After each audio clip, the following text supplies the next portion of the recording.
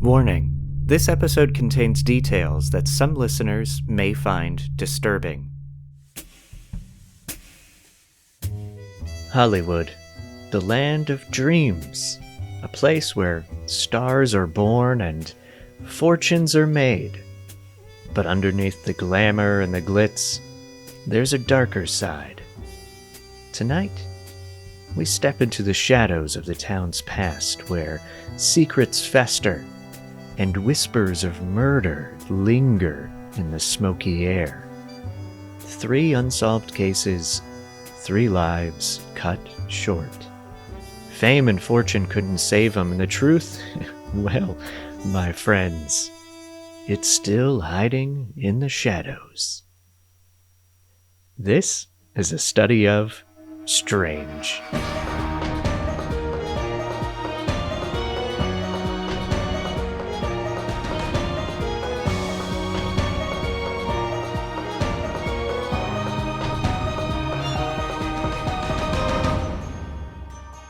Welcome back to the show. I'm Michael, and today I'm joined by Brea Grant, who is a filmmaker, a writer, an author, an actor.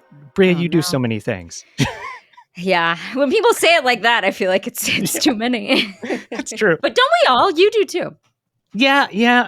And when people say it back to me, you're right. People are like, "Oh, you're doing this and this." I'm like, "What? Am I really? Oh, wow, that's quite a bit." Uh-huh. No, I'm always impressed with how much you do and everything you do. And I even looked up because I try to be a good host, so I did a little research. Great. And I didn't realize how much you actually write. Like, you have a graphic novel recently, is that right? Yeah. Well, a few years ago, I wrote a graphic novel. I've written a few graphic novels and comics, but the last one was called Mary, which is like a YA graphic novel about the fictional descendant of Mary Shelley, so who operates and helps monsters. So that's like the last one I did. Yeah. Yes. Okay. I do know that one. So that's great. Well, thank you so much for being on the show. I really appreciate it.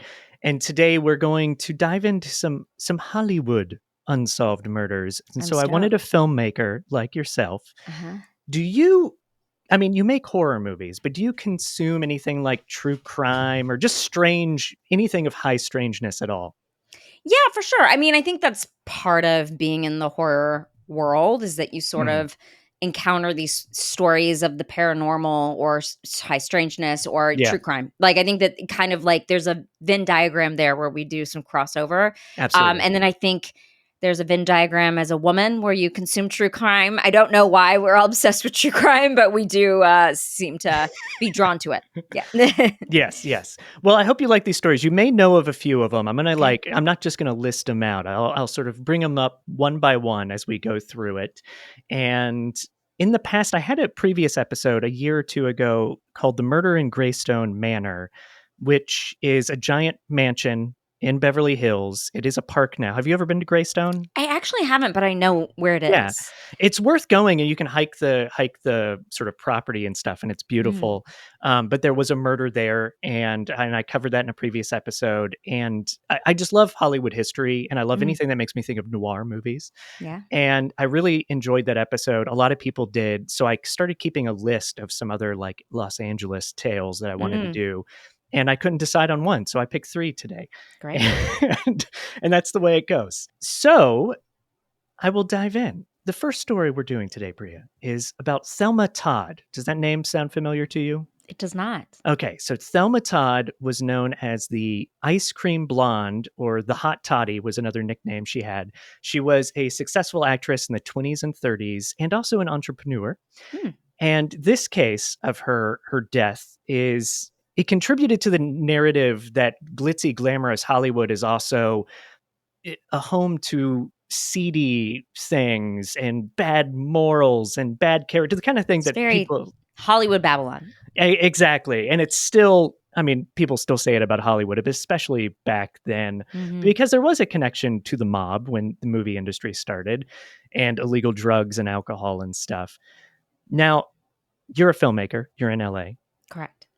Are you out partying every night till all hours? And are Definitely. you like holding card Definitely am. games with gangsters and stuff in your back room and things? I could only dream that I had a back room. I wish I had a back room. But no, definitely not. I'm in bed by 10 p.m. every night. Right, nice, nice. Me too, easily. So yeah, I'm not a fun person. But Thelma was fun. So let me tell you a little bit about Thelma.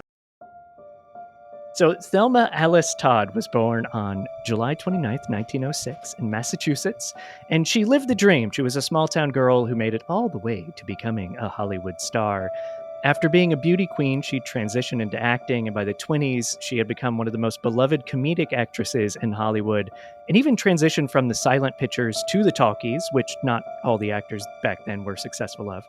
And she starred alongside legends like the Marx Brothers and Laurel and Hardy and Charles Chase. But Todd harbored impressive ambitions beyond acting, and she wanted to be a businesswoman. And she co-owned Thelma Todd's Sidewalk Cafe, a popular hotspot on the Pacific Coast Highway in the Pacific Palisades, right near the growingly posh neighborhood of Malibu. And the restaurant opened in 1934. The building is still there. It's actually a pretty cool building. You've probably driven by it. Her business partners were director Roland West and actor Jewel Carmen, who is West's wife. And this is a peculiar partnership because Todd had a not so secret romantic relationship with Roland West. And Oh. yeah. And Thelma Todd lived in an apartment above the cafe, which she also shared with West. But West and Carmen also owned a home up the cliffside right above the restaurant, which could be accessed by a steep set of stairs that is also still there. So that's pretty fun. Wow. I feel like the steep set of stairs is going to come back into play. Yeah, a little bit. Okay. All right. Yeah, good thinking. And it was here in the garage of that home at approximately 10 a.m. on December 16th, 1935, that Thelma Todd's body was discovered in her car, a Lincoln Phaeton. She was found slumped over the steering wheel, still wearing the same evening gown she had worn to a party 2 nights earlier. Some accounts say that she had bruises and a broken nose. And the initial ruling, however, was carbon monoxide poisoning. Yes. So that is how she's found. And like a maid, I think the maid found her in there. So any initial questions? Because I'm going kind of quick. No. So she was out partying. They know she was out the night before. Some people saw her. Yep. People saw her. A lot of people did. It was a party thrown for her at the Trocadero Club and that building. I love Hollywood. So like all these places are still around, which is always fascinating. And was he there, Roland, or the wife? No. So they were home. The Roland was in the apartment and his wife, I believe, was in the house at the time. And neither one of them were at the party that evening. Does the wife know that he has this ongoing affair? That's a good question. Okay. I think so, because it seemed to be just kind of a common knowledge. So that relationship, back then they didn't talk a lot about this kind of stuff publicly, at least. Or this is like what they were doing, and that's okay too. Okay, it's Hollywood. It's Hollywood in the 20s and 30s, and people are partying. But I think the wife knew and was probably okay with it in some fashion. So, but that's a great question. So I'll back up here a little bit. So she was found on Monday the 16th, but Saturday night, the previous Saturday night, she went to a party at Cafe Trocadero, like I said, and West didn't attend. And around 3 a.m. Sunday morning, she was driven home by her chauffeur, a guy named Ernest Peters, and he dropped her off at the cafe, not at the house up on the hill, but at the cafe. And that was the last time anybody saw her, at least nobody or publicly admitted to seeing her. He did say she was in good spirits. She had a good time at the party. So people that think it could have been suicide, because the car was running and, the garage was closed. And that's asphyxiate. That's a tough word. Yeah. And so there are people that think she committed suicide, but people are saying she was in great spirits. There's no reason why she would have done that.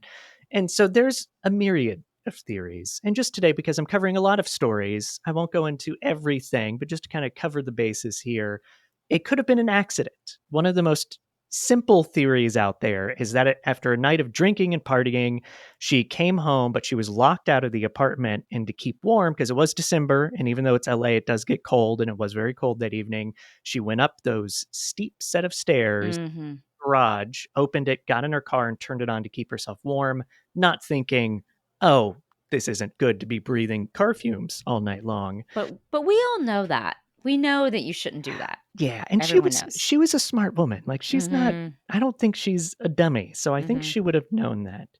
But that is one of the theories. Again, I mentioned it a second ago, but suicide is a theory that she did it on purpose, but there's not really anything to back that up, no note, anything like that. One of the theories, and this connects to a lot of things, is that the mob was involved and they set it up to look like some kind of accident or suicide. And that is because she did have some connections to the mob. Her first husband, Pat DeCicco, I don't know how to say his name, was an abusive partner, and he had ties to Lucky Luciano, the very famous gangster from back then. I keep wanting to drift into like old timey radio guy, like, I'm the, into it. the gangsta.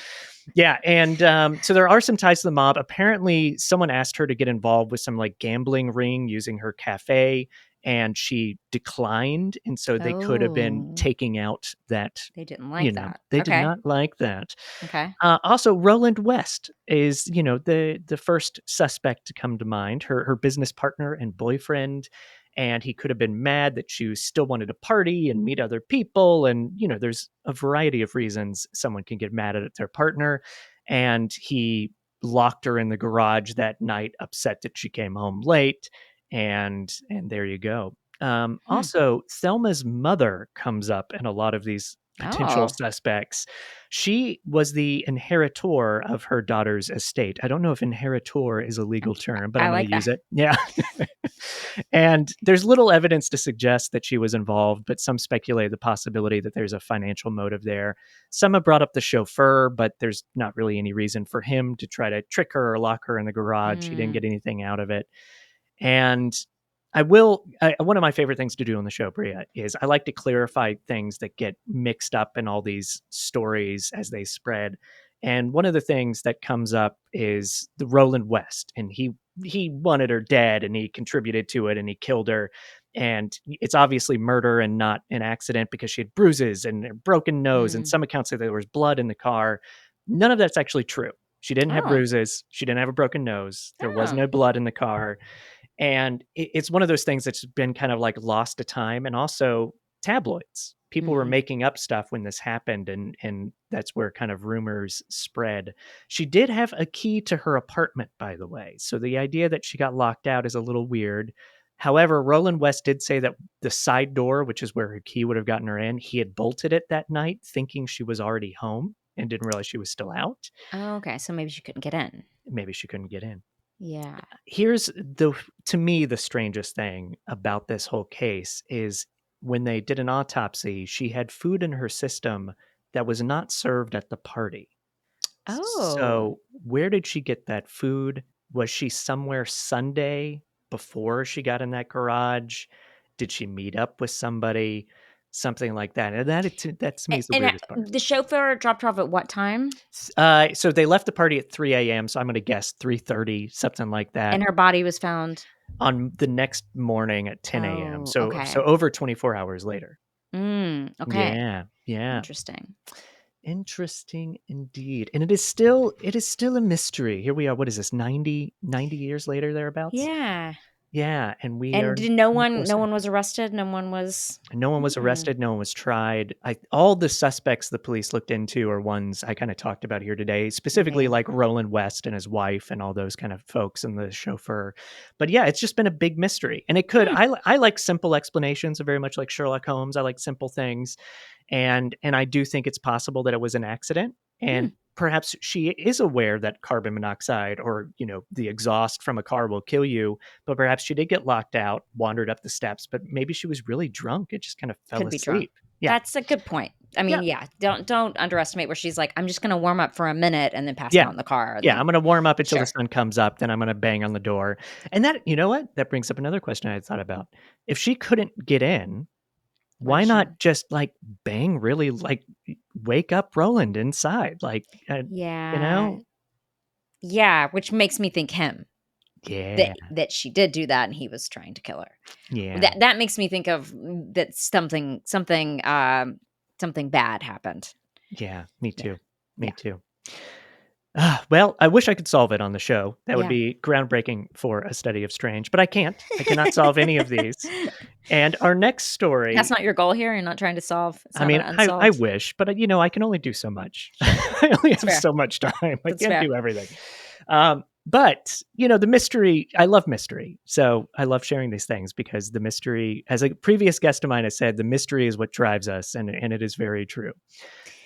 Yeah. And also, I think this is the thing I think about true crime is that it's Mhm. so close to us. And it's like, that could be, I mean, not at this point in my life, but it could have been me when I was younger, and like, how do I avoid being the woman in the car Yeah. that they find 2 days later? Like, make sure this is why you text your friends on your way home, Yeah. Text your friends, tell them you got home safe.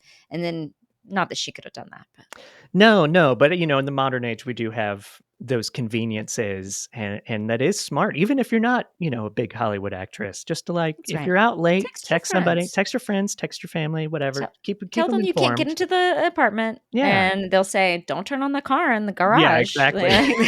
Don't do that. Whatever you can do, and also, it's not that cold in LA, you'll be okay. Yeah, you're gonna survive the night. You may be a little uncomfortable, but you will survive. Mm, All right. So the next story happened about 13 years prior to that. This is the death of William Desmond Taylor, a very famous director from the silent era. This case is, I try to find stories that aren't always covered in podcasts and shows. sure. His is covered a lot, but Okay. it's an interesting one. And because I was kind of stuck on this era, I kind of stuck Mhm, to his story. and tell me what he directed. Lots of stuff. Okay, I can't think of anything off the top of my head. I that's okay. apologize, but it was the silent era, so he directed probably like 100 movies Sure. because they were pumping them out like crazy. Mhm. But yeah, he directed an untold amount, and he would have been the equivalent of like one of the big guys today. It would have been like Chris Nolan or somebody like that. Like he was very prolific for the time and very well known for a director. And that's back when most directors weren't super well known, Mm, and he was one of those celebrity directors. And so his death is, I'll just come out right up front and say it's definitely a murder. mm, So, mm, and mm. it's definitely unsolved. And this happened on the night of February 1st, 1922. So let me fill you in here. William Desmond Taylor was no ordinary figure in Hollywood. He was born, I just love this name, born William Cunningham Dean Tanner in Ireland Oh, in 1872, and he transformed himself from a struggling actor to a highly respected director in the burgeoning film industry.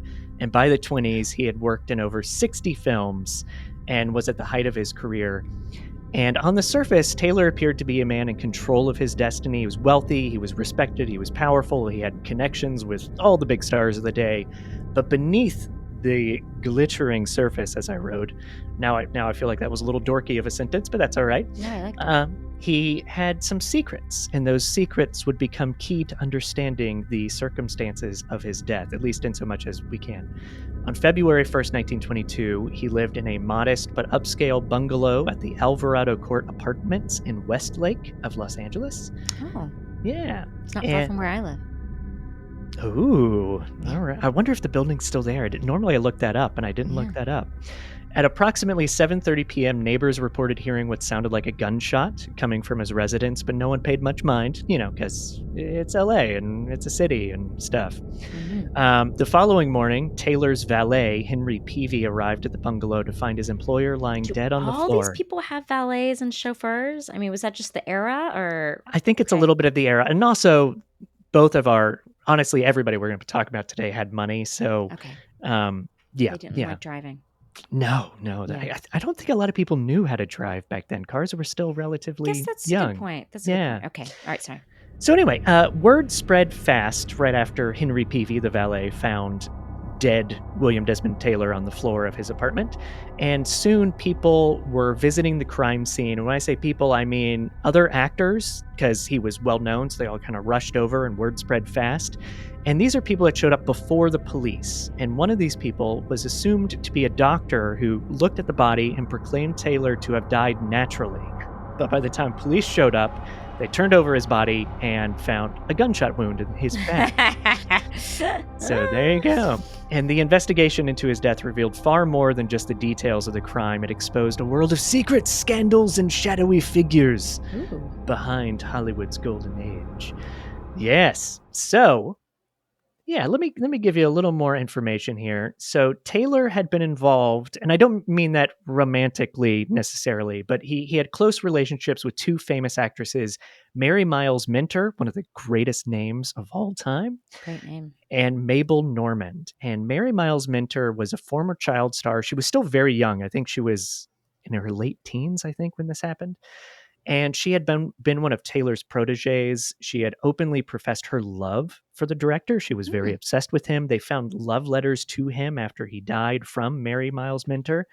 And her mother, Charlotte Shelby, was fiercely protective of her daughter and did not approve of her feelings toward Taylor.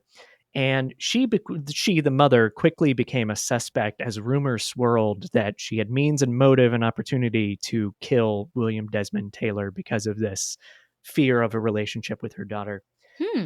Mabel Normand was a comedic actress, very famous, and she had a very close friendship with Taylor.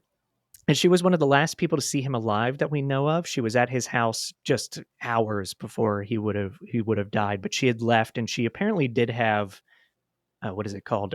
When you have people with you, witnesses, when a crime happens, whatever that word is.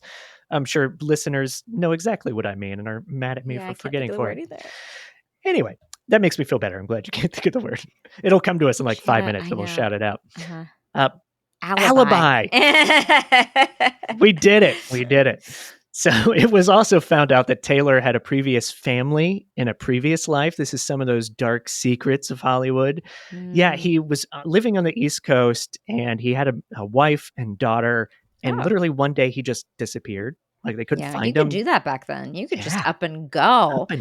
And no one would know where you went. Absolutely. And that's exactly what happened. And it was years later that his wife, ex-wife, I don't know if you call her ex, because I guess you can't officially get a divorce, but I'll just call her ex for simplicity's sake. She, I think, even like talked to the authorities to get him to be declared dead because she really had she literally thought he was gone and dead. Right, sure. And then she found him because of the movies. Like she saw him in a movie and was like, oh, that's my husband. Can you imagine as you're like this deadbeat left and then you see him in a movie?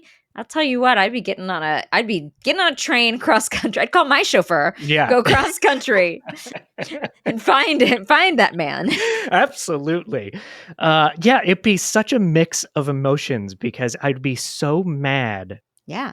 But then also just kind of confused and bewildered. And also like probably a little bit like if there's a guy that would do, or any person that would do that to a family, part of me would be like kind of happy that it's just like, it's done. It'd be such a mix. Anyway, tangent aside, Taylor's murder gave rise to numerous theories. And as you can imagine, especially from our previous story, the, gossip columns of the day went crazy. Sure. So it's hard to kind of go through that and figure out what's real and what's not. But I already talked about Charlotte Shelby, Mary Miles' mother. That's a potential suspect. Mabel Normand, as I mentioned, was a suspect. Because they were friends. They were friends and she had seen him that night. And I think she also had ties to like drug cartels and all those, again, seedy underbellies of Hollywood back then, but they couldn't ever connect her to it. Henry Peavy, the valet, was also a suspect that they looked into because he found the body. And I think he had a criminal background. And so police looked into him, but they couldn't really figure out a motive for it. Other theories without much specifics is just that he had some kind of lover's quarrel and someone was jealous and offed him in the room. But they don't know who he was seeing or dating. No. And that right. And these women don't know who he's seeing or dating. They're not that good of friends. Not that good of friends.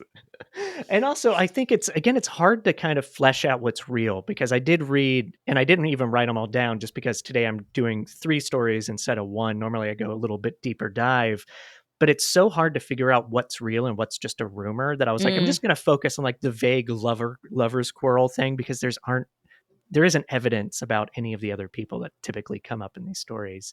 The interesting thing to me in this, and one of the thing that makes it kind of strange, scary, even a little bit, is that I'm sure you're aware back then in the studio system, the studios at the time had fixers, and they Oh, would sure. try to control narratives when actresses got pregnant or someone Mhm, got in a mhm. drunk driving accident. Sure, sure. And there are stories that came out later from some of the investigators that worked on this case that claimed that they got calls from the studios and said, lay off, don't look into this anymore, let it Wow. go. And Okay. that to me is like the most interesting aspect of this story. Uh-huh. There are some amazing, if anybody's interested in this, there are other podcasts and stories and books and articles about this. There's plenty of information out there that you can look into because there are people that came forward decades later and were like, I killed him. Multiple people? Well, Multiple it's happened like 2 or 3 times, and it's people? like people in like the 1980s when they're really old and they're like, "Oh, right, William Desmond Taylor, I killed him." But it's like Wow. it's probably people going a bit senile, like none of it actually Right. seems to Yeah, have a it's, lot it's of. it's people who are like, I'm the Lindbergh baby. Exactly. Yeah. That's a great point. Great tie into Mhm. that. And much like Thelma Todd's story, we've never figured this one out, and we Huh. probably never will. It's been 100 years now, which is so crazy to think about. And so, how do you solve a case from back then? It's so tough. Yeah. Unless one of those people really did do it. But did they have the people who came forward, did they have reasoning or motive or anything? No, they were just like, I did it. They just wanted attention. Yeah, it's interesting. And it's interesting that, I mean, I don't feel like we're back there with Hollywood, but I do feel like there are things that studios and companies try to, you know, Yeah, like what is it, like shove under the rug a little bit. You yeah, know, like they're like, oh, let's not get into this because when someone is making a lot of money for you and you are like, oh, the person who killed this man makes a lot of money for us. We don't want this person going away because they're paying all of our bills. So it is interesting for these murders because then you're like, not only like do you find out it obviously involves not only him, but maybe somebody else that is yeah, important. Yeah. yeah, yeah. You made me think of like the influencer world where there's Mm, not necessarily a studio, but there's like the ones that get really big almost have their own studios. And you can mm, imagine them having like lawyers and people trying to be like, oh, when you were found, I don't know why I'm going to like drunk driving accident, but I feel like that's that's yeah. something. And they try to Yeah. like change the narrative and stuff. But yeah. And I think these days it's much harder to hide that kind of stuff. You can't have a family on the East Coast and live on the West Coast. Like it would be too hard. There was a politician just like a decade or 15 years ago. It was one of the Democratic, he was running to be president, never got that far in the primary, Oh, that had a I know secret family. yeah, who Yeah. was which is like, why would you choose like what the narcissism on you? Oh, You yeah. know what I Yeah. mean? Like Yeah. the And yeah, how are you gonna get away with that in politics? Like, oh, in anyway. politics, you don't think people are looking? Yeah, Yeah, I do exactly. remember this. Who Yeah. was it? I do feel like it wasn't as I can see it his was like in face. a presidential Yeah. election. Yeah, yeah, Yeah, and yeah. I think it's from South Carolina, North Carolina, somewhere like that. Yeah, yeah. And a lot of people were like, "Oh, he's the good-looking one," and whatever, and, I cannot think of his Yeah, name who right was now. that? Yeah, okay. Yeah. Anyway, so Mhm. I'll move on and go to a case that I have been. This is the wrong word, but I have been intimately involved in. Oh, This is Georgette Bauerdorf. Have you heard that name before? no. Okay, so Georgette Bauerdorf is a case of murder that sometimes gets lumped in with the Black Dahlia because it Okay. happened around the same time, and people love to speculate about the Black Dahlia murder, and Georgette Bauerdorf gets lumped in as like, oh, it's the same killer sometimes, and so her name will come up. I was involved with it because I did an episode of one of my TV shows, autobiography, Cold Cases, about the Georgette Bauerdorf case because there's a car involved and it was an automotive show. And it's on HBO Max right now. So everybody check that Oh, show yeah. out. And you can see this episode. You can see me wandering the streets of LA at night with moody, great cinematography. Love Um, that. and because it was COVID, we couldn't really talk to anybody. So we were just wandering around with music and chatting to ourselves.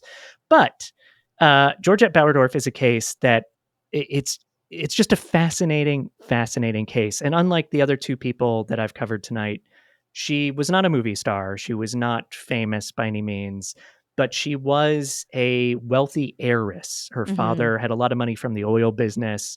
She had grown up traveling the world, and she lived in Los Angeles in a very elegant, expensive apartment for the time. And yeah, so let me fill you in with more specific. I'm just rambling right now. I should look at my notes so I can actually do this well. So You're doing great. thank you. It's October 1944, and World War II is raging on. And while many people are focused on what's going on overseas in the war, Los Angeles is buzzing in its own way because the city had a growth spurt of sorts during this time period. And Georgette Bauerdorf, she was a 20-year-old socialite.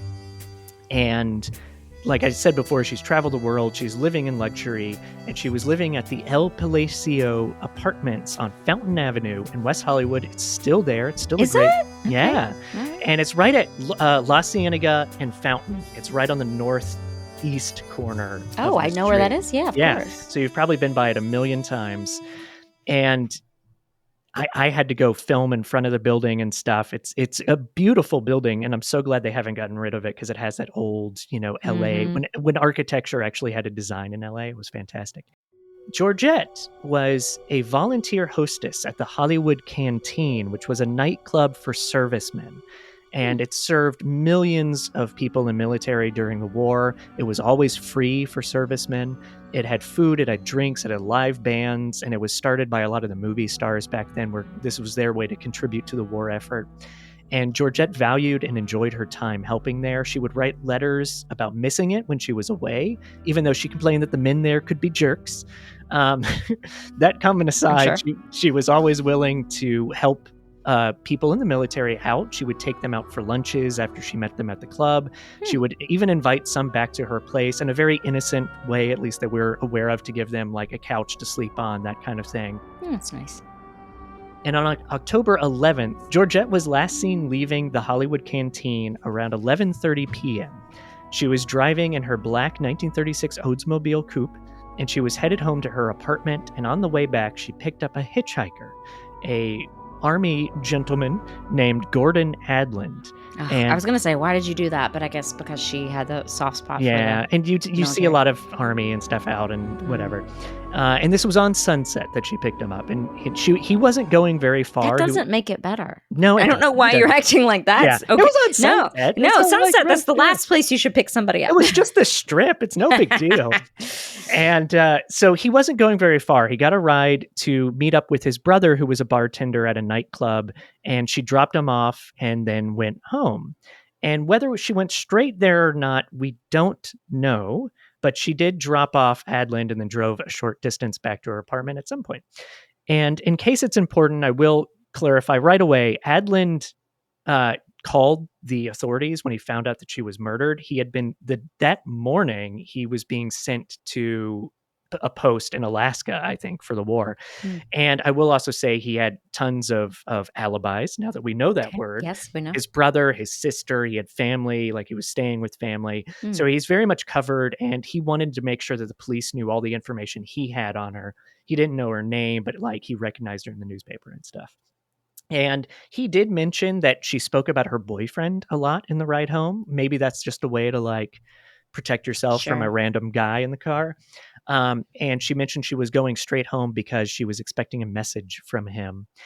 That night, though, around midnight, the janitor, who had an apartment in the same building near Georgette's, heard footsteps in what would be Georgette's kitchen. Around 2:30 a.m., a neighbor heard a woman scream, "Stop, stop, you're killing me." That morning, the maid, the janitor, and their daughter, they're married, it was a family that worked in the building, they arrived at the apartment around 11 a.m. and they found the front door slightly open. So they entered, they heard water running upstairs, the maid went up to investigate, and seconds later, she called her husband that someone was in the bathroom. He ran up, and they found Georgette's body in the bathtub, lying face down. They stopped the water, drained the tub, thinking she might still be alive. But Georgette was dead. Cloth was found in her mouth, and she had basically choked to death. Huh. Yes. So questions thus far. Well, the door was open? The front door was open. Front door is ajar. Oh, yeah. Okay. All right. That's confusing, but okay. Yeah, so front door was left open, and I will say that the janitor maid, the whole family that lived and worked there, that was part of like living in the fancy apartment building, is you had maid service and janitorial service, so they were going to clean her apartment. And they even said they were supposed to be there like an hour earlier, but they were delayed for reasons that I don't remember, like they were in another apartment or whatever. So Inspector, this is what I was going to have you read. Oh, okay. Awesome. Let me email this to you. It's Okay. exciting radio right here. So I'm going to have you read a quote from Inspector William Pinpraise, Pin praise. who worked on the case. And yeah, when you're ready, you can go ahead and read that. Okay. I went to the bathroom, which was on the second floor, and I found the dead body of the victim in the bathtub, and her face was lying on the bottom of the tub straight down, and the body kind of lying on the left side. There was no water in the tub at the time. She had the upper part of a pajama suit on. Pajama suit. I went to the bedroom then, and the bed didn't seem to be mussed up. There were two sheets lying on the bed that hadn't been disturbed, but the blanket had been thrown back, and there was an indentation in the pillow and looked as if somebody had been lying on the bed on the two sheets and covered by the blanket. On the bedroom floor was a blood spot between the bed and door leading to the bathroom. There was a blood spot there, and there was discoloration around the blood spot, and I felt it, and it was wet. That is, the carpet was wet all around it. It had indications of somebody having tried to use a wet towel to rub it out. Her pocketbook was lying on the floor alongside the bed, between the bed and the door leading to the bathroom. There was quite a bit of jewelry on the dresser, which looked like it had been untouched, very valuable jewelry, watches. There were a couple of ashtrays there on the floor, and they hadn't been turned over, and they still had cigarette butts in them. Yes. Cigarette butts. Multiple people? Multiple. No, Okay. well, just it was the same type of cigarette, if I remember correctly. Okay. So it could have been one person having multiple cigarettes. I just remember there was a Saved by the Bell episode, and it wasn't a cigarette. Actually, it was a drink, but that was important. Yeah. Also, maybe in Clue, is that important? The cigarette butts. Oh, I think it was. Anyway. yeah, I think so. Okay. God, I got to rewatch that. It was one of my favorite movies growing up. Mm. So yeah, that was a little longer than I remembered. I apologize, but you can tell that that's him talking to a reporter because it's so just like rambly and very real. I like that. But some important key things to mention there are blood spots. There's the cigarettes. To me is really important. I don't even when I research the story, it doesn't even always come up, but there's cigarettes left in that ashtray. I don't think she was a big smoker when I looked into her. Okay. And it, to me, what this has always kind of said is that someone killed her and then almost like set around. Like, what do I do? Oh. Where do I go? He's like, it looked like someone tried to clean up the blood spot, tried to clean it, and kind of really like kind of worked through all their options on what they're going to do. The cause of death was from the cloth. There was ruled a strangulation and rape. Rape is part of that, because I can't remember if the guy said that or not in that quote. The cloth had a red border around it, which was described as part of a bandage used for sprains. Some people talk about some soldiers at the time, if they worked for like the military, like they were like the medics, they could have been carrying bandages just like that. So that's an important clue that comes up from time to time. The most famous piece of this case, I think the first thing I ever read about this case, is that the light bulb on the porch was out, but just because it was unscrewed slightly. Oh, weird. And there's been all this speculation over all the decades that the killer showed up, unscrewed the light bulb to hide themselves in the doorway. And it is an apartment building, but it's a door that opens to the outside. There's like a little nook to the outside, so anybody can just walk up there. And so he could have unscrewed it to be like in the shadow when she opened the door to say who's there, or they did it to hide themselves from neighbors. That's also speculated, like after the death in the middle of the night when he left. I will point out, because I did so much research in this, you can't reach that light bulb. You would have to stand on something. Oh, weird. And I personally have never put a lot of stock in the light bulb thing. I think it could have just been loose over time. To me, I know they would have looked for fingerprints. They didn't find anything of value in that. So to me, it's just a weird circumstantial thing that may not have anything to do with the death, but a lot of people love to prophesize. That's not the right word, but there you go. But it's a strange aspect of the case for sure. The interior lights of the apartment were turned off, and it was probably on purpose because the intruder was probably trying to escape through shadows in night. He did, and obviously we're assuming a he here, because of all of all of the evidence, but he took her car. He stole Oh. her car that she would have parked on the street, and it was found days later near downtown LA. So it was driven Hmm. miles and miles away. And they didn't find anything in the car like usable fingerprints, Hmm. blood stains, anything like that. Today, we have DNA.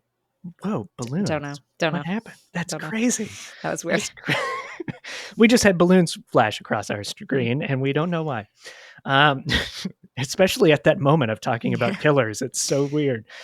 So today we have DNA, and to me, the car has always been a key piece of this case. That I think if this had happened today, Oh we yeah.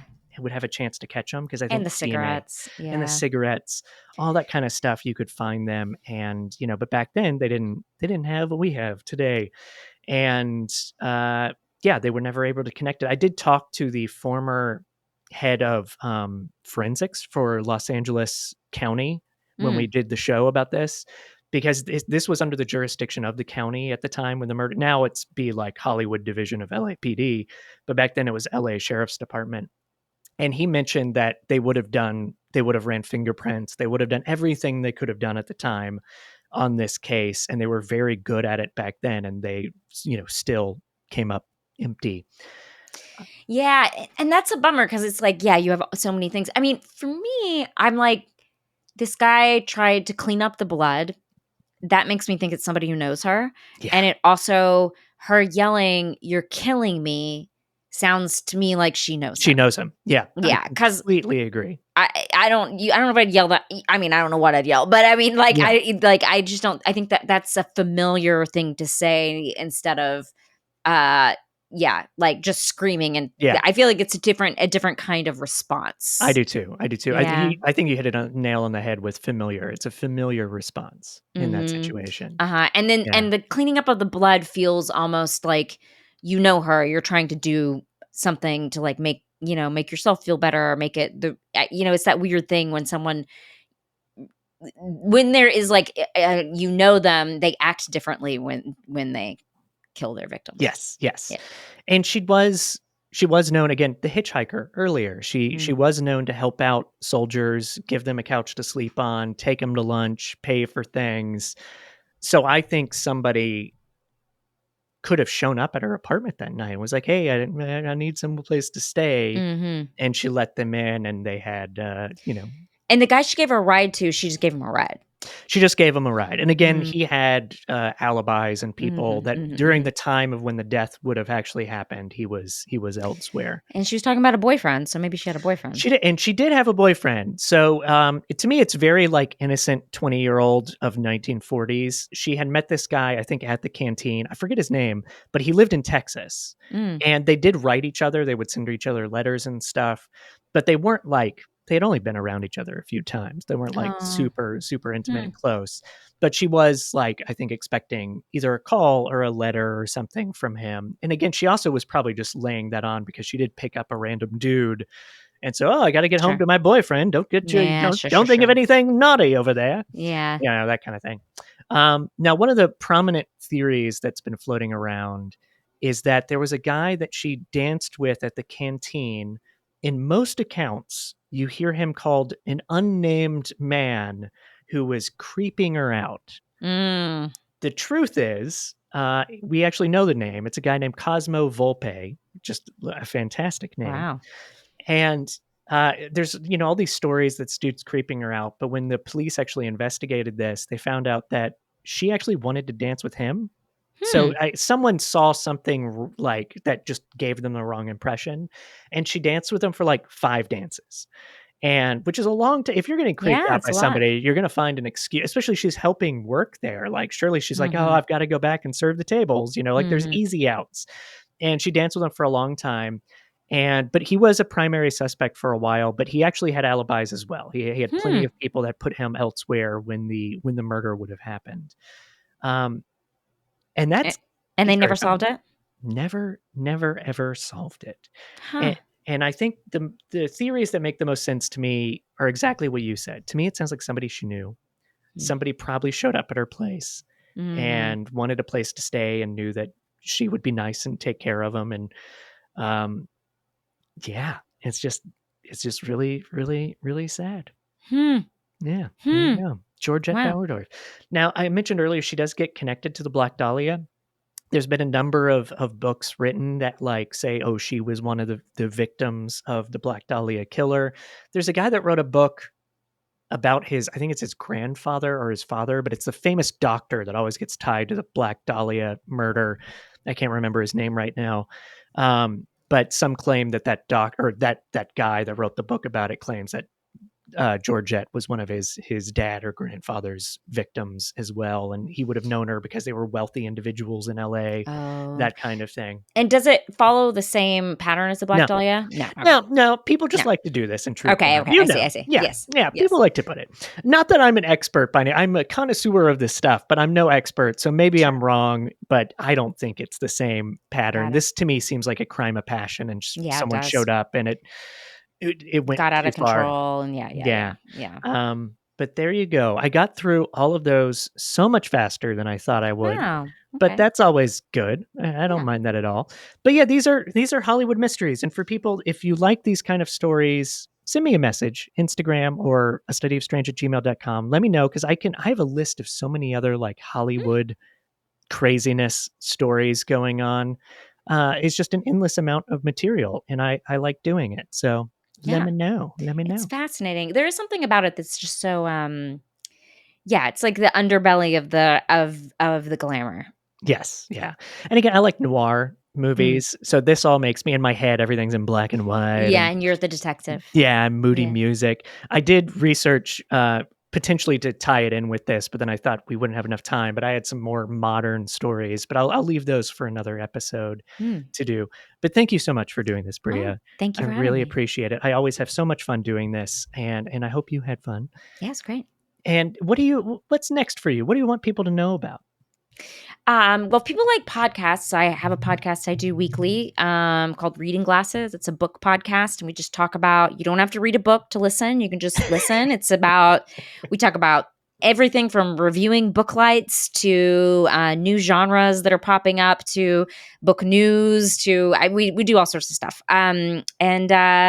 If people want to check anything out of mine, you and I worked on a movie together called 12-Hour Shift. That's on Hulu. If you're looking for a horror movie to watch. Yeah.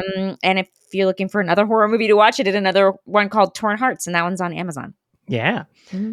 When did Torn Hearts, did that come out the year after 12-Hour? No, 2 years. 2 years later. Or 3 years later. See, that's where my brain goes weird because in my mind, they came out back to back. No, Lucky came out. Lucky came out back to back with it. To me, they all kind of came out together. No, I have no sense of time. I have no sense of time. No, I have no sense of time anymore for anything.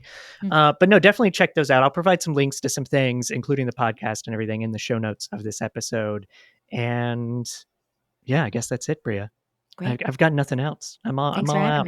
Thanks for having me. Those were great. Fantastic. Thank you so much. Thanks. Thank you for listening to A Study of Strange. If you enjoy this type of content, please hit that subscribe button, give us a rating and review on Apple or Spotify. It goes a long way to helping others find the podcast. If you want to support the show further and get additional content as well, check out our Substack, where you can become a subscriber. You can find that in the support tab of our website, astudyofstrange.com. With that, you get additional articles and strange topics that you can read about. You get episodes early and without any commercials or anything like that. Thank you again for listening, and stay tuned for more strange content coming very soon. Thank you and good night.